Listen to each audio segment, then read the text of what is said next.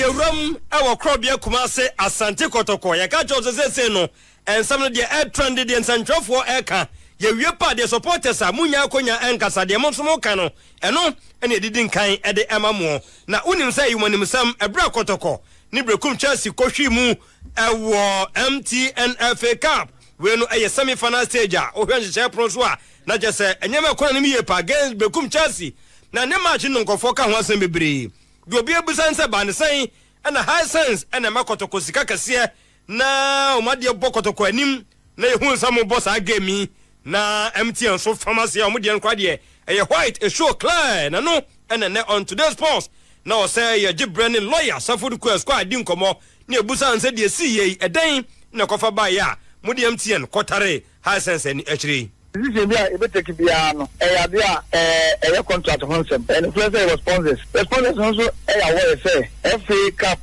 a competition we are every organizing. The club who decided to be there. Of course, some of them football club are eating. A competition in Zinayabo, and a sponsor non no competition grammar. What's the marketino? It's the rules no or say, Open be there, and Mario also the last sponsor, saying a bayano. I'm a 2 months son. If you walk with him, Kotoko, in the Africa, I say basically legal ticket and answer FA Cup ticket. It once they decided to have a day. Then for that period, now FA Cup competition, they say they comply with the FA rules and regulations. And they didn't say FA last sponsor. In recent years, I am MTN. I'm MTN. They have MTN. I'm competing with any of our sponsors. For now, I didn't see a actually conflict be was hard and now anything said you better comply with every rule. The sponsors in I was the same MTF Cup, the day because MTF Cup and also no marketing sponsors in a way. It's take it to Africa, Ebema Mali, you know, so we're engaging in competitions here. We be a sponsor when they be MP or Mazubi MP in the blue tech competitions, and Ebema almost so at me, I market to a headline sponsor there or the headline sponsor. And maybe your other network be on MTN, you got a complex be any similar engineers are not similar anything. Do for the past years, happening, previous FA Cup match, lawyer Safod squad, and on today's post, and so Ufia Kotoko team as say about 3 players, Dean as supporters feel Mupa, won't mean natural Samba or no.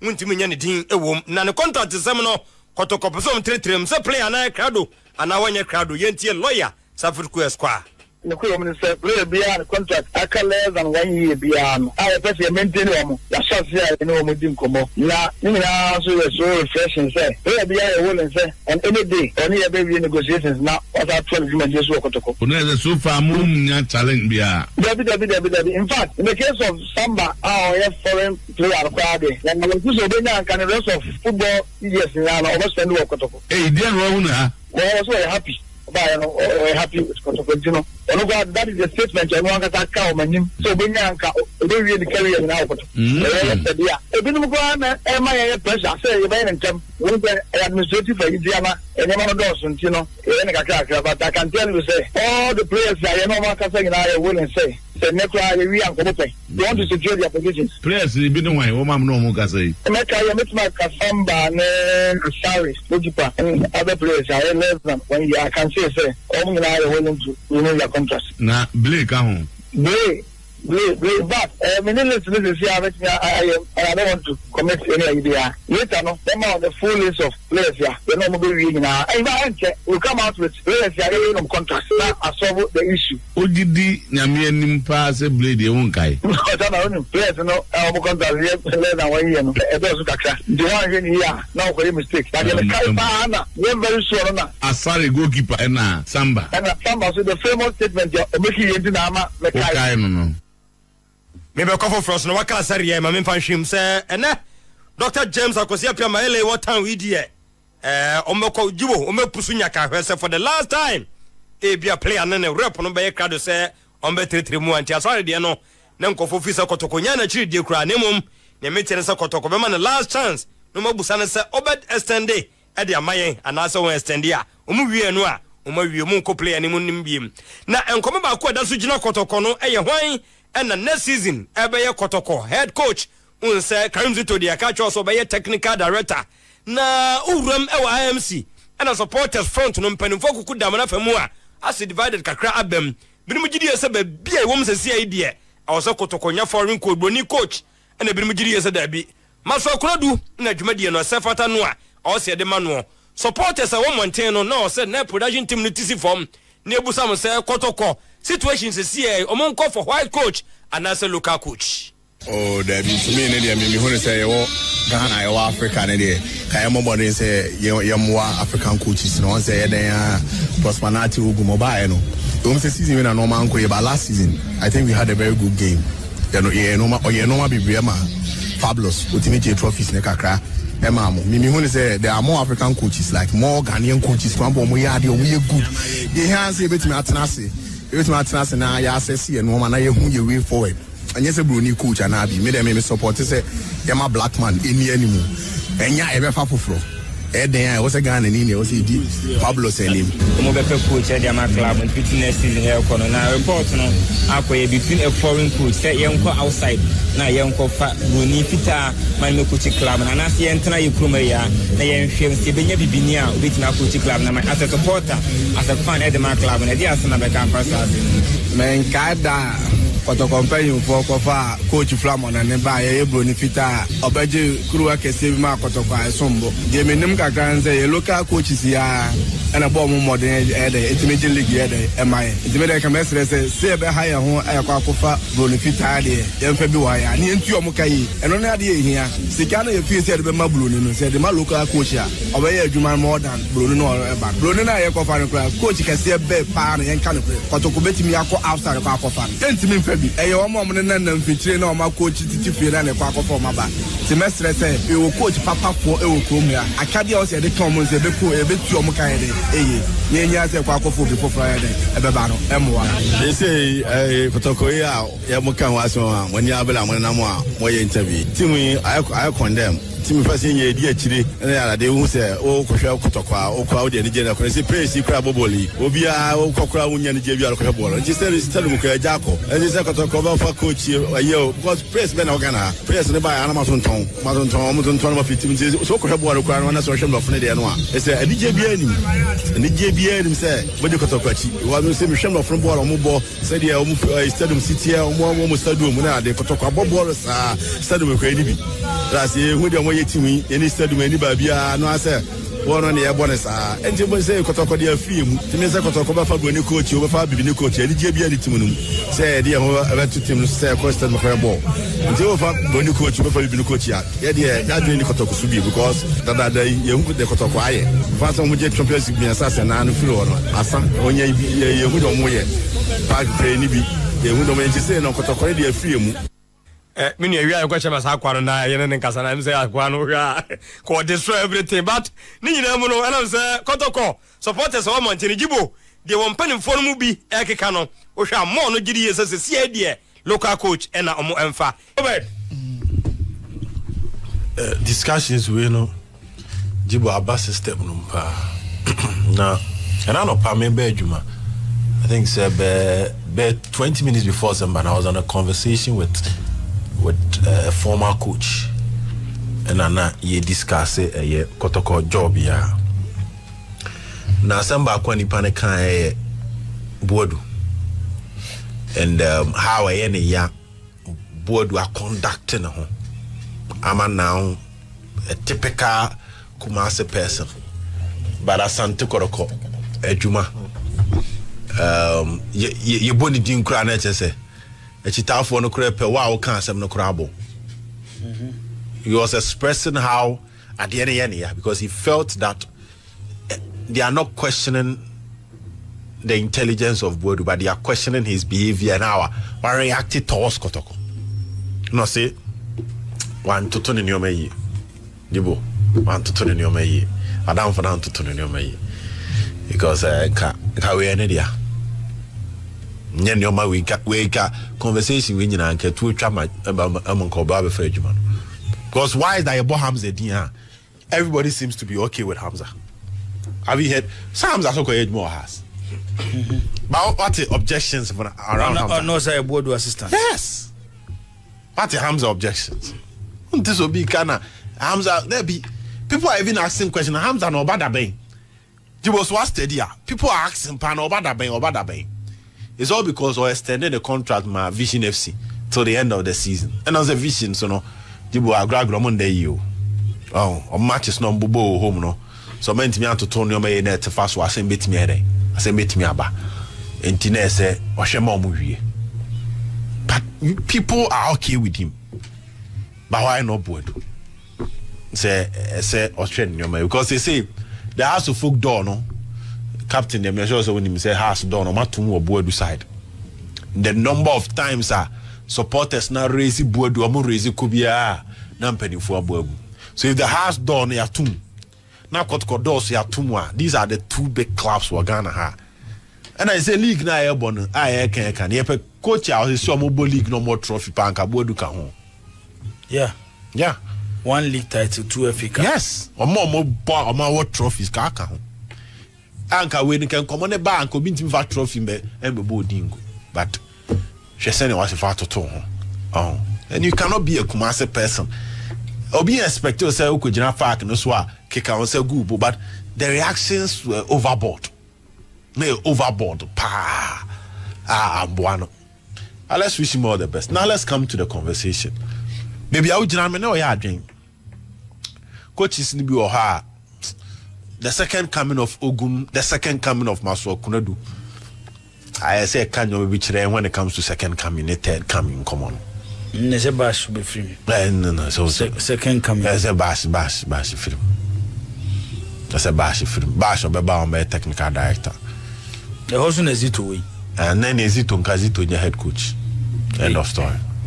Na bash na say bash ultimate coach out of Lance no atana be 70 minutes na near je na gina bench so as you say do training near je na Kotoko adwuma no pressure ni mu nche out of Lance Kotoko adwuma no pressure wo mu nche out of Lance the Lions no he has the ability to relax for near je to control affairs the be technical director now streamline the Kotoko team from head to town to the last bottom, including the youth team.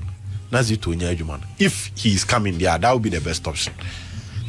But so no bench we have a press conference. I could be a press conference on your near Jane. Lots of questions now. And you say, or no, I can run a retirement. You need that energy. You need that, when it comes to handling of a club football. First, there is a coach is beyond the national team. No, the national team na because club football no a very stressful, very demanding.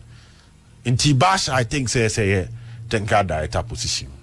Or story now the buy on how the Kotoko technical team was formed to manage things till the end of the season. And now my man focus it to be an anchor for Trent Johnson because the technical team of Asante Kotoko it was formed in such a way say. We mu koyempe bi animanimi ya no mo fa yewie season no and animanimi ya me ankofo obi akeke yem form mo ya pabne. Let's go in for people who can get the job done. And to him say I think that's a quiet story will happen. Nanka Zito badada. Zito was already coming before say Ogum Pamoneba and the mom / interim head coach no dey e kan ho.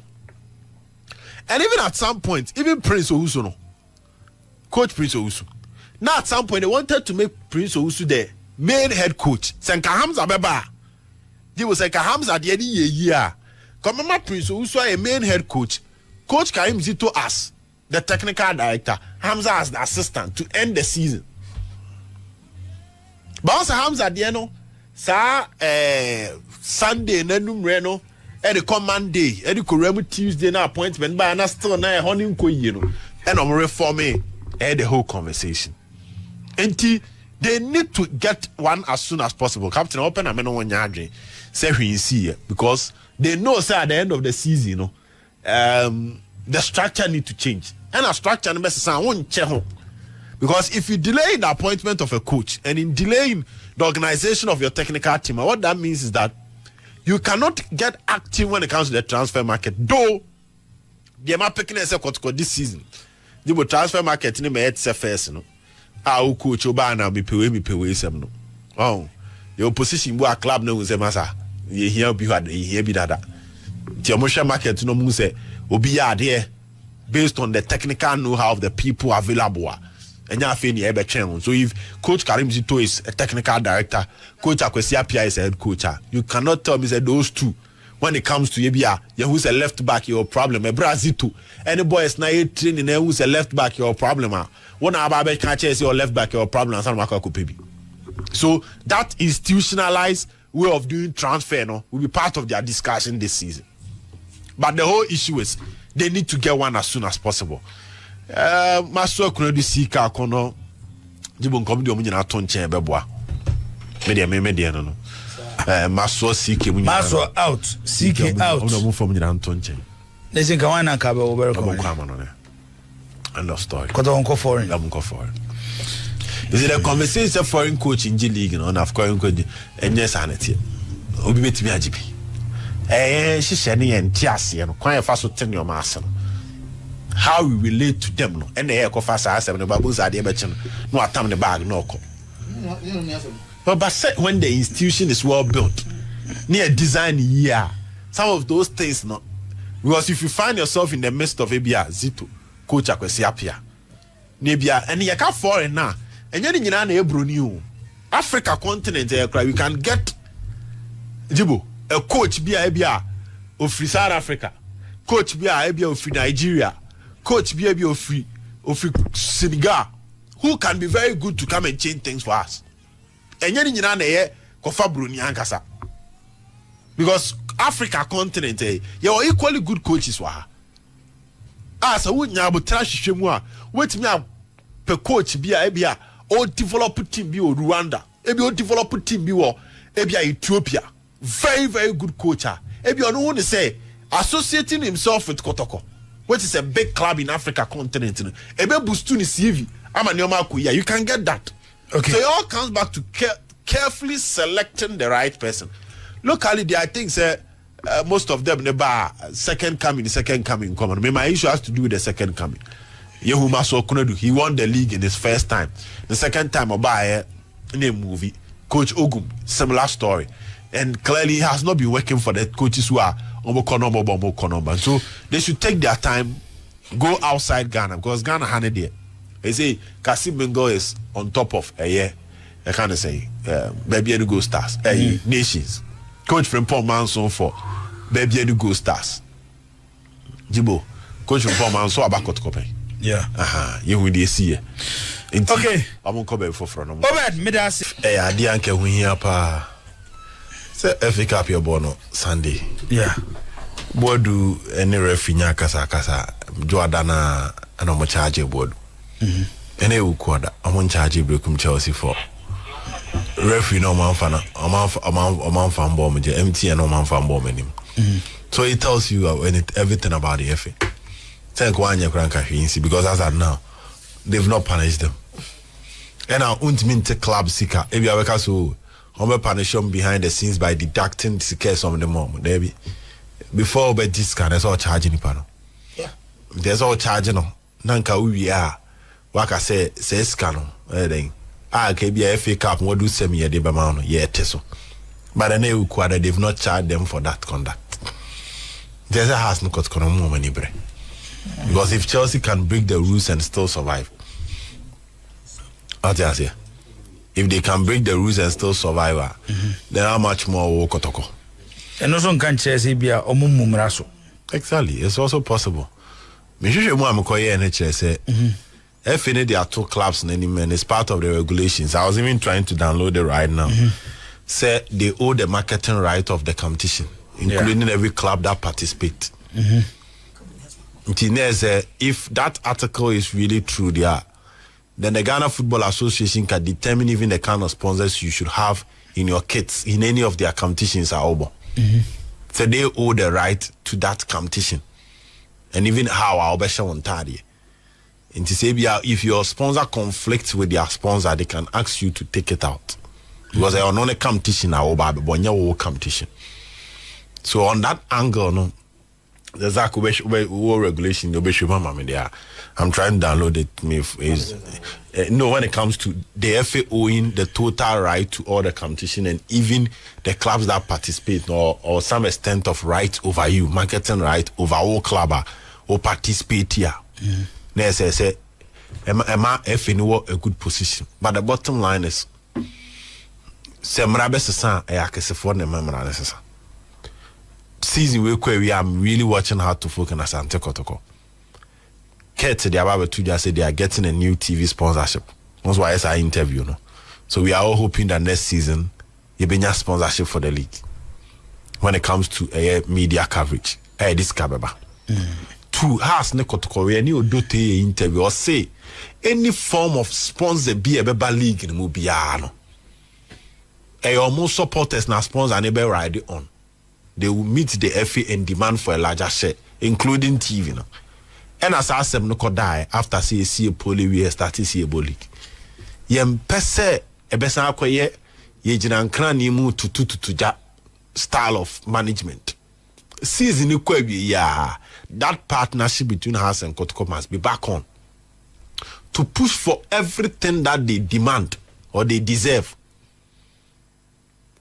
Especially when it comes to the financial aspect of the game. Window you be close, who players are has no Kotoko. Say local team, Kotoko ba player hon, and a has ba player hon. Locally, on many clubs, or mutimi triama or botomutimi makakra. I've seen conversations. Club, agents or mutiapa, ako player hon. Bo born, Kotoko no born higher than that. The price of motor players in Kotoko and has near different. And to say, almost with Drusika, some never more met me keep players near the TA, send out a panic Kasamba contract extension. Someone's salary in year is now around $2,000. Edu. That's my currently. Yes. And to say, oh, extend the other because saying. You extend the other and the crazy $1 no. Eba from crazy do 12.5 no say no. Even if it's 12.5 by 12.5 times 2,000. And you're not talking around where 25,000 Ghana cedis a month for one player. And to say, oh, Sama Kuma 9, or Sama Kuma watching team one. His car obo. Whilst Uber Kobe be no only the 1,000, 1,005. I quite him cross where 2,000. Now, the best Casemua. Almost the entire season in the match. Captain, almost an entire season. Samatex won the league last season. You can count the number of times, start times. It could be more summer boys who could trouble, but if it was not Haas, if it was not Kotoko, or they no Muji League na or your coronation, how many of their matches no showing? But Kumasu Mujine Musa until Kotoko last game on the before bar, or when you know could go summer boy or main trust are born. That is how big the two clubs are. Ain't there some more many bre? Among Kambum near year season now. Among striking on those aspects. No more pushy F, you know. Among pushy F, you know, for them to do the right thing. When Kotoko and Haas decided, say, league and put two security measures, they are not playing. The FA needed to conform to that to some extent. Ask the Kotoko some more many bring country F and say, start season na sponsorship papa be any ho or mumbo. If it was the sponsorship, ne say, Bonsamanum Kroba ku yaba. Untimi, Obe. Me say, Tibo. Saas no Kotoko ebe start season. You need sponsorship, papa, any headline sponsor league, you are not participating. They will go and find one. It was I. Kosibe do them enra. Mayelaba. Oh yeah. Mayele for Bashiru Hayford count for the canon for wiki be do them enra. Okay. And see, now Kosi Apen they say the whole information quite chance say. Oh, the yeah. So boss no and on Akosi nkomo no. When a special assistant different. Yes. We dey remember then dey adwuma adwuma investigation na me here. Enti ko we dey say we dey Kosi o ti Kosi on Kosi bia na here. Yeah, so details be sound to exchange fast. So Captain Kosi come on exchange of hands. I'm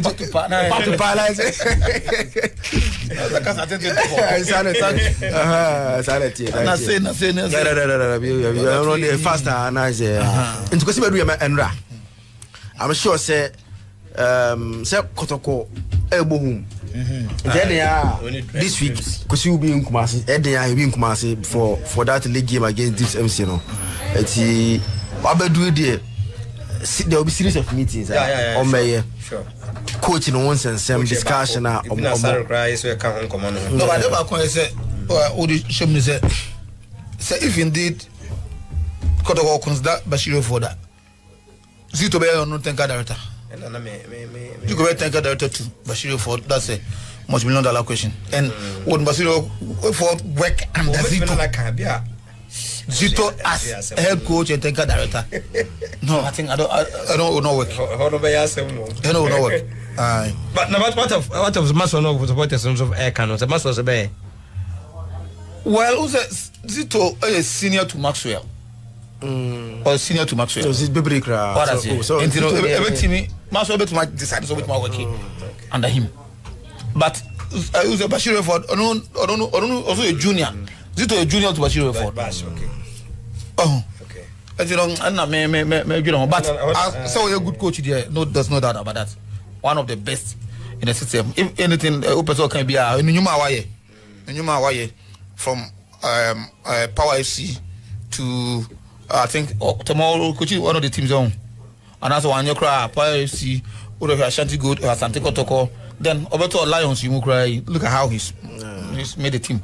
You know, he's a good coach. No, Bash very no doubt. Captain, now we had discussion now. Supporters and yepe. One area that if you say Kotoko cannot afford to get it wrong, is the appointment of the new coach of the team. It shouldn't always be pressure and yepe. Mostly this is no supporters see pressure ni akofana ba bana enkoyi Kotoko atry coach bia okromasi bia so metry be matry eti ena yepe Maxwell ene yepe no me I think say Kusiapia and the committee are almost set to look for a next coach no ese omode omasto from ye na yehwe say broni na mfisi obaba boa obi any problem Bibinia and also Africa here no be any problem. But the most important thing is they have to get a very good coach that obeba but mostly no see who support the team brace unso mono this is mostly emotions is attached to most of the things that emotions in the door so and when you are taking a decision now it is more of emotions. I want to emotions are getting wrong because you don't put it to proper scrutiny because emotions is attached to it. And the thing is, the committee led by Kusiapia. Kusiapia is a very well established coach. Onimde. And again, because it shouldn't always be about the legends as them. Mount Far legends, I can't touch it with Brisa. It should be who is competent enough to coach a team.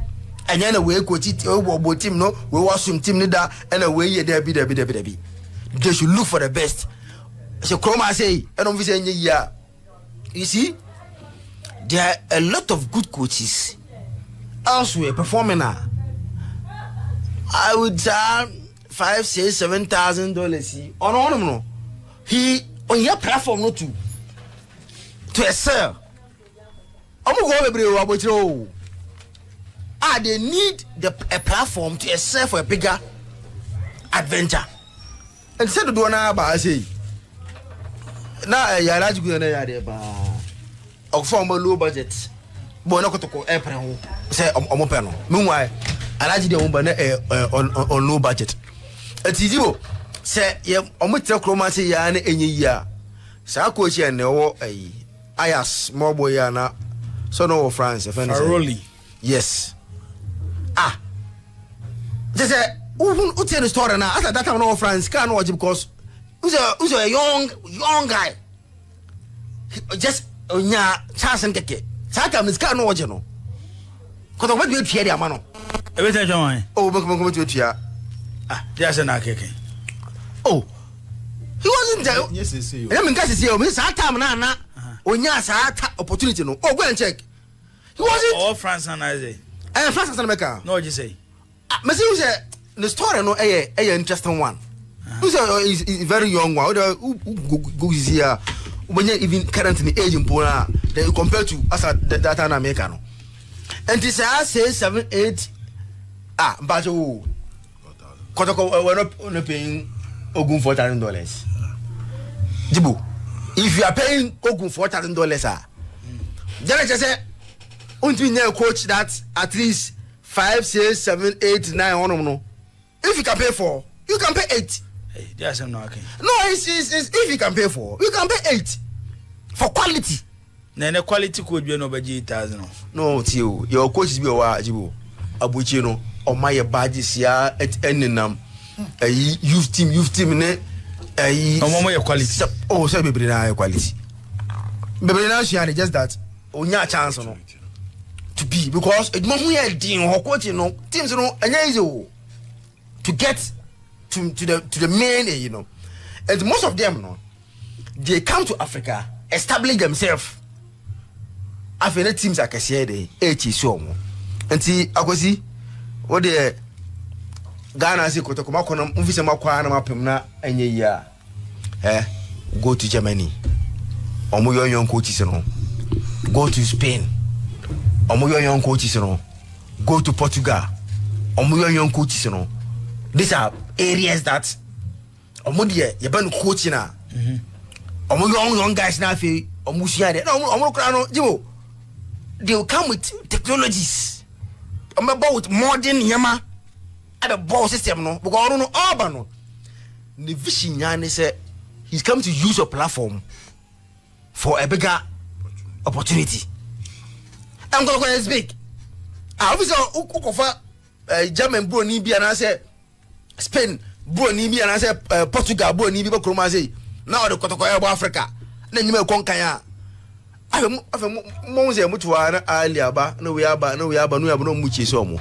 And he say Kroma say the crowd want say omakwa akopem and coaches na ewo Kroma say no maso abako wan abako and omako ran sa coaches akwa we ba no okọ and they say omako apema they should also look like at the foreign opportunities maybe no and also one area that they can look at it then explore that option no so na bibia enso enkonkante dey as my catch mu nyane say kwesi mo for legend asamembem momunti supporters emotions no momunti sadi mienu we if Kotoko are able to avoid these two they will make the right decision.